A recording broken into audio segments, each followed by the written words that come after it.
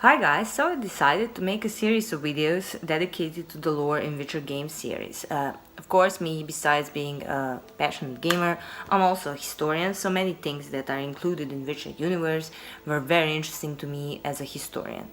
So this first video will be dedicated to Glagolitic Alphabet. Many of you played only the Witcher 3 Wild Hunt game, so on the very beginning of the game, while Geralt and Vesemir are sitting under the tree before they go to the White Orchard, you can see on the tree a proclamation.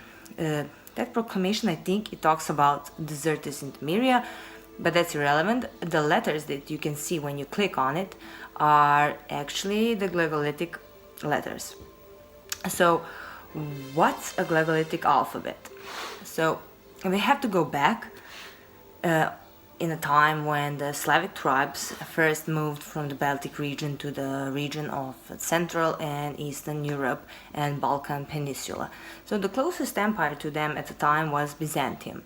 And of course, when they came, the Slavic people, when they came to this region, they were still pagans and they were illiterate. They didn't have any kind of letters or any form of a script. So when the Byzantium tried to convert them to Christianity, the first problem they encountered was the translation of the holy scripts to the local dialects, so the Slavic people could understand the missionaries and the things that they are talking about. So, somewhere around the middle 9th century, the Byzantine Emperor Michael III gave the task of converting the Slavic tribes in the region of Great Moravia to the missionaries called Cyril and Methodius.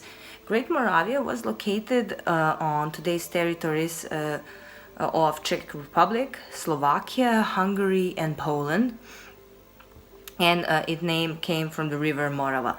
So when Cyril and Methodius came to this region, they noticed that the local dialect was too hard to be written with either Greek or Latin alphabet, so Cyril decided to make a new script.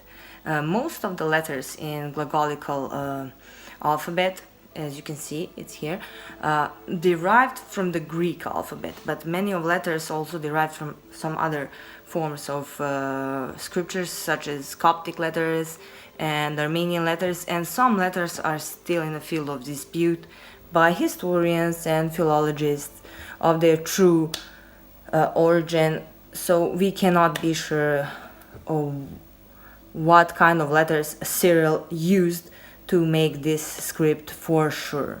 So that's still in a field of debate. But we do know that the first version of Glagolical alphabet had 40 letters and it was later reduced to 38.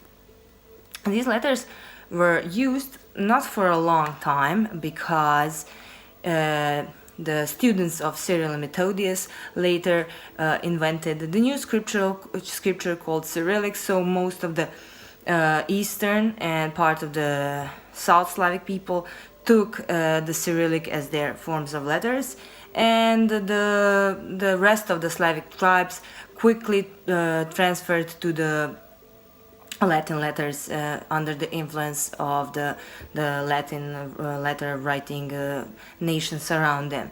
So, but in Croatia, this Glagolitic alphabet was in use around the church circles up until the mid-19th century.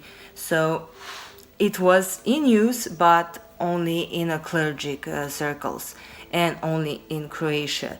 So if any of you visit Croatia, you can see a lots of buildings on which you can see the inscriptions on some really strange forms of letters, but those letters are actually the Glagolitic letters. One of the most beautiful ones is located on the cathedral, on the capital in Zagreb. You can see it here. It's really nice and beautiful. And you can see lots of inscriptions in Glagolitical letters also on the coast of Dalmatia. So, and if any of you go to visit Dalmatia or Dubrovnik, you can see lots of souvenirs, inscriptions and such, and now you will know it's actually the Glagolitic alphabet. It wasn't really in use long, but it's also very interesting part of the Slavic history, and it's really interesting that the developers of the games in Witcher series decided to take those forms of letters and put them in a game. So when you're making runes, seeing inscriptions on the paper, on the various taverns in the Witcher universe, all those letters are actually the Glagolitic alphabet.